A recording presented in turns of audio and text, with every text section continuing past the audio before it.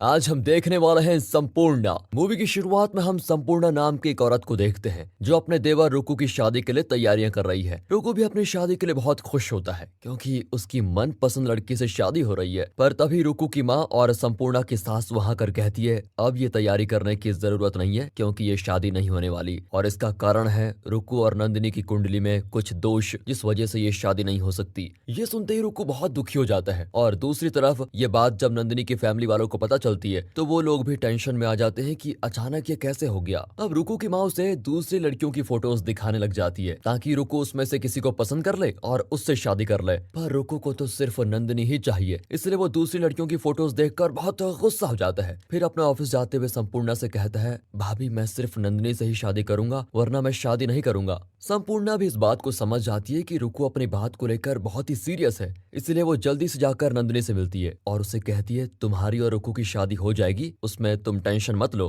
बस तुम हिम्मत रखो। अब संपूर्णा घर आकर अपनी सास से कहती है कि मैंने रुकू और नंदिनी की कुंडली को एक पंडित जी को दिखाया, उन्होंने कहा कि अगर एक पूजा कर ली जाए तो ये दोष खत्म हो जाएगा और फिर दोनों की शादी आराम से हो सकती है। ये बात सुनकर उसकी सास भी शादी के लिए मान जाती है। आगे दोष खत्म करने के लिए पूजा की जाती है, जिसके कुछ समय के बाद ही रुकू और नंदिनी की शादी हो जाती है। दोनों अपनी शादी को लेकर बहुत ही खुश होते हैं और सबसे ज्यादा रुकू यहाँ खुश होता है। इसके बाद इन दोनों की सुहाग रात का समय आता है जिसमें संपूर्णा नंदिनी को तैयार करके कमरे में बैठा देती है और फिर कुछ समय के बाद वहाँ पे रुकू आ जाता है। इसी के साथ ये सीन होता है कट। अब अगले सीन में हम संपूर्णा को देखते हैं जिसे टेरेस पर नंदिनी रोते हुए दिखाई देती है। साथ ही वो ये भी गौर करती है कि नंदिनी को कुछ चोटें भी लगी हुई है। संपूर्णा नंदिनी से इसके बारे में पूछती है। वो कहती है कि रुकू ने मेरे साथ जबरदस्ती करने की कोशिश की। अब संपूर्णा ये सुनकर नंदिनी को समझाते हुए कहती है देखो ये उसकी पहली रात थी, इसलिए ज्यादा समझ न होने के कारण वो तेजी में आ गया होगा, धीरे धीरे सब कुछ ठीक हो जाएगा, टेंशन मत लो। इतना कहकर संपूर्णा नंदिनी को सब कुछ भूल जाने के लिए कहती है। नंदिनी भी इसे रुकू की गलती समझकर वापस अपने कमरे में जाती है। पर यहाँ हम देखते हैं कि असल में रुकू ने सच में नंदिनी के साथ जबरदस्ती की थी जैसे कोई जानवर करता है, और इसीलिए नंदिनी को इतनी चोटें लगी हैं। खैर अब कहानी आगे बढ़ती है और अब नंदिनी और रुकू के हनीमून का समय आ गया है। संपूर्णा नंदिनी को उसके हनीमून के लिए कुछ ड्रेसेस देती है और कहती है तुम दोनों हनीमून पे अच्छा समय बिताना, ओके।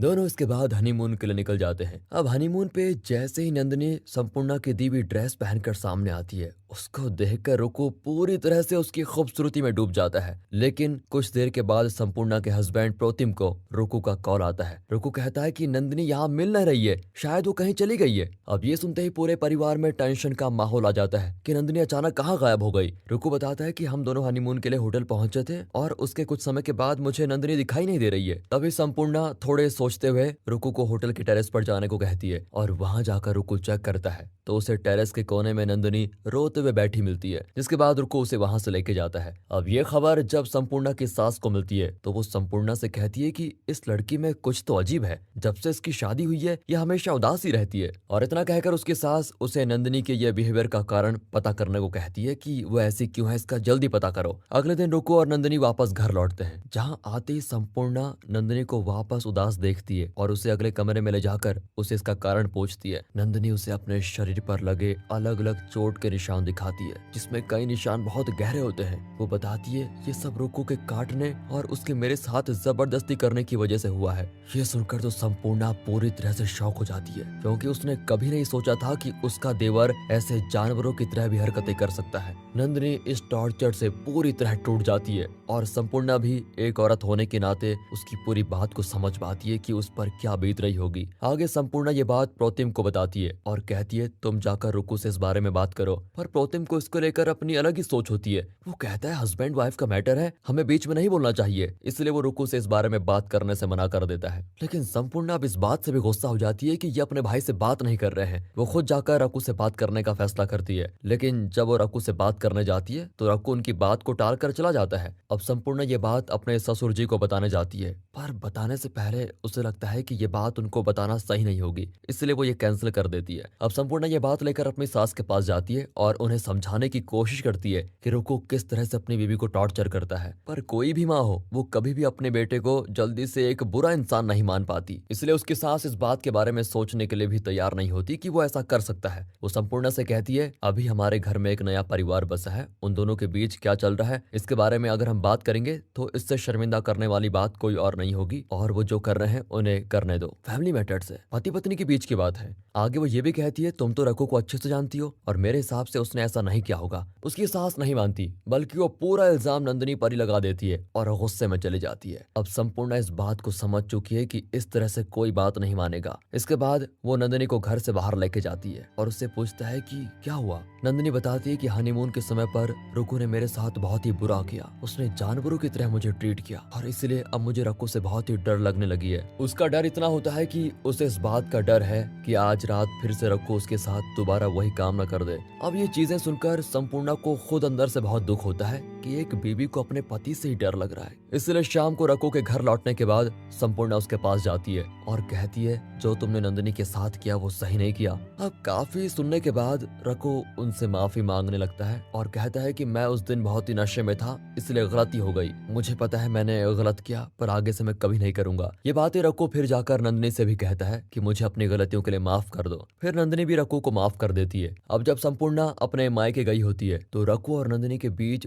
चीजों को सुधरते हुए दिखाया जाता है। रघु नंदिनी से बहुत ही अच्छी तरह से बर्ताव करता है और ऐसा लगता है कि वो पूरी तरह से बदल गया है। पर जैसे ही इनके परिवार में खुशियां आती है तभी इनके ऊपर एक दुख आ जाता है। इन्हें पता चलता है नंदिनी का एक्सीडेंट हुआ है। वो बहुत ज्यादा ब्लीड कर रही होती है और फिर उसे हॉस्पिटल में एडमिट किया जाता है। ये जानते ही सभी लोग हॉस्पिटल में नंदिनी को देखने आते हैं, पर जैसे ही संपूर्णा उसे देखती है उसे पता चल जाता है कि नंदिनी का एक्सीडेंट नहीं हुआ है, बल्कि उसके साथ रघु ने ही फिर से गलत किया होगा। संपूर्णा रघु से इस बारे में बात करने जाती है, पर रघु तो यही कहता है वो बस नॉर्मल एक्सीडेंट था, बाथरूम में पैर फिसल गया था और मैंने नंदिनी के साथ इस बार कोई जबरदस्ती नहीं की। दूसरी तरफ नंदिनी की हालत को देखकर डॉक्टर को भी शक होता है कि शायद उसे टॉर्चर किया गया है, इसलिए वो वहां के पुलिस ऑफिसर को इसकी कंप्लेंट कर देते हैं। अब नंदिनी को जब होश आता है तो संपूर्णा उससे बात करने जाती है और पूछती है कि ये सब कैसे हुआ। नंदिनी बताती है कि रघु ने फिर से मेरे साथ जबरदस्ती की। मेरी उस समय तबीयत बहुत ज्यादा खराब थी, लेकिन फिर भी उसने मुझे टॉर्चर किया और इन सब चीजों की वजह से ही मुझे इतनी चोट लगी है। अब ये बात सुनते ही संपूर्णा से रहा नहीं जाता। वो बहुत ही गुस्सा होती है कि रघु अभी भी नहीं बदला। तब तक नंदिनी के परिवार वाले भी वहां पर आ जाते हैं और कुछ देर के बाद पुलिस ऑफिसर्स भी आ जाते हैं जिनसे कंप्लेंट की गई थी। ऑफिसर्स नंदिनी से बात करके सब कुछ जानना चाहते हैं, पर नंदिनी होश में नहीं होती, इसलिए वो उससे बात नहीं कर पाते। फिर संपूर्णा ऑफिसर्स को अलग में ले जाकर पूरा सच बताती है, जिस पर ऑफिसर कहती है कि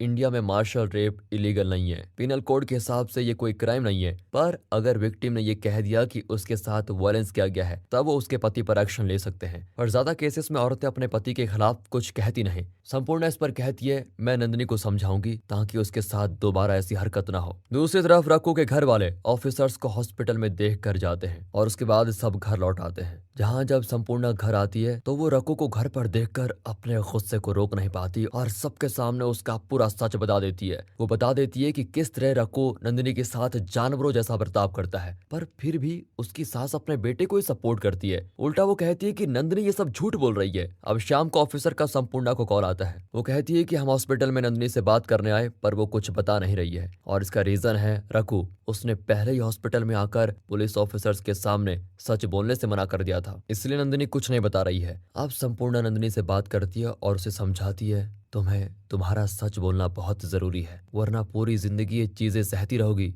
जिसके बाद नंदिनी ऑफिसर्स को पूरा सच बता देती है। अगले ही दिन ऑफिसर्स रघु को आकर अरेस्ट कर लेते हैं। अब ये चीज रघु की फैमिली के लिए बहुत ही शर्मिंदा करने वाली होती है, क्योंकि उनके परिवार में आज से पहले कोई भी अरेस्ट नहीं हुआ था। अब ये सब कुछ देखकर प्रोतिम अपने क्रिमिनल लॉयर फ्रेंड को कॉल करता है और उससे हेल्प मांगता है। दूसरी ओर संपूर्णा को भी पता है कि ये केस कोर्ट में जरूर जाएगा, इसलिए वो भी अपने एक एनजीओ की फ्रेंड स्मिता से बात करके एक लॉयर का इंतजाम करती है। पूरा केस सिर्फ नंदिनी के ऊपर टिका हुआ है। अगर ये केस कोर्ट चला गया तो बात और बढ़ सकती है, पर अगर नंदिनी ने केस वापस ले लिया तो फिर रघु बच सकता है। इसलिए प्रोतिम और उसकी माँ नंदिनी की माँ के पास जाते हैं और उससे हाथ जोड़कर माफी मांगने लगते हैं कि जो गलती हुई है उसके लिए हमें माफ कर दीजिए और नंदिनी को अपना केस वापस लेने के लिए कहे। जिसके बाद नंदिनी की माँ उसे मिलने हॉस्पिटल आती है और उसे समझाती है, बेटा ये केस वापस ले लो, इसमें तुम्हारे परिवार की भलाई है। जिस पर नंदिनी कहती है कि मुझे वापस उस जगह पे नहीं जाना, क्योंकि वो मुझे बहुत टॉर्चर करता है। अब उसकी माँ उसे समझाती है कि मर्द लोग हमारे लिए पूरी जिंदगी भर काम करते हैं, इसलिए कभी कभार हमें भी उन्हें सह लेना चाहिए। अब नंदिनी अपनी माँ पर गुस्सा होती है कि माँ आप ये क्या बातें कर रही हो, आपको अपनी बेटी की चिंता भी है कि नहीं? आप एक औरत होकर भी ऐसी बातें कर रही हो। इस तरह दोनों में काफी समय तक बातें चलती है, जिसके बाद उसकी माँ उसे इमोशनल ब्लैकमेल करते हुए कहती है, तुम्हारा केस वापस लेने से सब कुछ ठीक हो जाएगा। तुम्हारे पिता की तबीयत भी बहुत ज्यादा खराब है और ये बात सुनेंगे तो उनकी तबीयत और खराब हो जाएगी। इस केस को इस वक्त वापस लेना ही सही फैसला होगा बेटी। और आगे होता भी ऐसा ही है। कुछ देर के बाद प्रोतिम अपने लॉयर के साथ पुलिस स्टेशन पहुंचता है और तब हमें पता चलता है कि नंदिनी ने केस वापस ले लिया है और कह दिया है कि मेरा एक्सीडेंट ही हुआ था। इस चीज के बेसिस पर भी रघु को जेल से छोड़ दिया जाता है और वो वापस प्रोतिम के साथ घर पहुंचता है। घर पर सभी रघु के आने से बहुत ही खुश होते हैं। उसकी माँ संपूर्णा को इन सब चीजों का जिम्मेदार कहते हुए उसे बांझ होने का ताना देती है। तभी वहां पर संपूर्णा भी आ जाती है और वो कहती है कि अब इस बात के लिए मुझे भी घर में मारा जाएगा जैसे छोटी बहू को मारा गया। इन्हीं बातों के बीच संपूर्णा और उसकी सास के बीच बहुत बहस होती है, जिसको देखकर प्रोतिम उसे गुस्से में कमरे में लेके जाता है और इन चीजों को वापस ना शुरू करने के लिए कहता है। संपूर्णा भी कह देती है, मैं नंदिनी जैसी नहीं हूँ, अगर मैंने केस कर दिया तो मैं वापस कभी नहीं लूंगी, समझ गए। जिस बात से प्रोतिम गुस्से में आ जाता है और उसे घर से निकल जाने के लिए कहता है। अब आगे हम संपूर्णा को स्मिता के घर पर देखते हैं, जहाँ वो उसे बताती है कि प्रोतिम ने मुझे क्या कहा और किस तरीके से बात की। इतना कहकर वो बेचारी बहुत ही रोती है, जिस पर स्मिता उसे संभालती है और कहती है, अभी तुम्हें बहुत कुछ करना है। दूसरी ओर हम नंदिनी को देखते हैं, जो अब वापस रघु के साथ आ गई है। रघु ने उसे कहा होता है अब वो कभी पहले जैसा बर्ताव नहीं करेगा और वो नंदिनी को उसके बर्थडे पर डिनर करने के लिए भी होटल लेके जाता है, जहां होटल के वॉशरूम में नंदिनी संपूर्णा और स्मिता को देखती है, जो उसे कहती है तुम्हें हमारे साथ कहीं आना होगा क्योंकि नंदिनी हमें तुम्हें कुछ दिखाना है। अब यहाँ से तीनों स्मिता के एनजीओ पर जाते हैं, जहाँ पुलिस ऑफिसर भी होती है और यहाँ नंदिनी पल्लवी नाम की एक लड़की से मिलती है जो रघु की एक्स गर्लफ्रेंड थी। पल्लवी नंदिनी को देखकर कहती है, मैंने जो कुछ सहा वो अब तुम्हें भी सहना है, बल्कि तुमने सहा है। वो 1 साल रघु के साथ रिलेशनशिप में थी, जिसमें उसने उसे बहुत ही टॉर्चर किया। वो बार बार टॉर्चर करता है और वापस आकर माफी मांग लिया करता है, फिर हमेशा वैसा ही करता है। उसे हमेशा लगता है कि ये उसकी आखिरी गलती होगी, पर वो कभी नहीं होता और एंड में पल्लवी ने रघु को छोड़ ही दिया। ये इतना कहकर पल्लवी उसे समझाती है कि तुम्हें ये टॉर्चर सहने की जरूरत नहीं है। अब वहां पर जो पुलिस ऑफिसर होती है उससे भी रहा नहीं जाता। वो भी बता देती है कि मेरे साथ भी 4 साल तक टॉर्चर हुआ था, जो मेरे हस्बैंड ने किया, पर किसी तरह हिम्मत करके मैंने खुद को इस दलदल से निकाल दिया। वो भी नंदिनी को कहती है, तुम्हें रघु जैसे किसी के साथ रहने की जरूरत नहीं है। ये सुनकर नंदिनी को होश आता है और वो सबकी बात मान जाती है। अब आगे संपूर्णा और नंदिनी घर जाते हैं और घर पर सबको पहले से पता होता है कि संपूर्णा नंदिनी को वापस कहीं लेके गई है, इसलिए दोनों के घर लौटते ही रघु संपूर्णा पर गुस्सा करने लगता है और तभी नंदिनी उसे चांटा मारते हुए कहती है कि मुझे पहले ही तुम्हें चांटा मार देना चाहिए था। ये देखकर वहां पर सभी हैरान हो जाते हैं, क्योंकि किसी ने नंदिनी को पहले इतने गुस्से में कभी नहीं देखा। तब नंदिनी सबको अपना दुख बताना शुरू करती है और अपनी सास और ससुर जी से पूछती है कि आप लोगों ने तो मुझे बेटी कहा था, तो क्या आप अपनी बेटी के साथ ऐसा कभी होने देते? ये चीजें सुनकर उन सभी को अपनी गलतियों का एहसास होता है। उन्हें लगता है कि हमें अपने बेटे को ही पहले समझाना चाहिए, उससे ही रोकना चाहिए। नंदिनी पूरी रोते हुए अपने पर किए गए सारे टॉर्चर्स बताती है और आखिर में कहती है, मैंने रघु पर वापस केस कर दिया है, इस बार मैं केस वापस नहीं लूंगी। संपूर्णा फिर आगे आकर नंदिनी को संभालती है और कहती है, तुमने इस घर को अपना समझा था, पर अब तुम्हें पता चल गया है ये घर तुम्हारा नहीं है। इतना कहकर संपूर्णा नंदिनी को लेकर घर से जाने लगती है, पर जब वो पीछे मुड़कर अपने पति प्रोतिम की तरफ देखती है तब उसे बहुत खुशी होती है, क्योंकि प्रोतिम खुश होते हुए उसे देख रहा होता है। उसकी आंखों में ये चीज दिख रही है कि उसे अपनी वाइफ पर गर्व हो रहा है। प्रोतिम को समझ आ गया है कि उसकी बीवी सही कर रही है और संपूर्णा भी ये बात समझ जाती है। अब एंडिंग सीन में हम संपूर्णा, नंदिनी, स्मिता और ऑफिसर को एक साथ कोर्ट के अंदर जाते हुए देखते हैं, यानी कि अब वो अपना केस लड़ने जा रहे हैं। इसके साथ ही दोस्तों ये कहानी यहाँ पर खत्म होती है और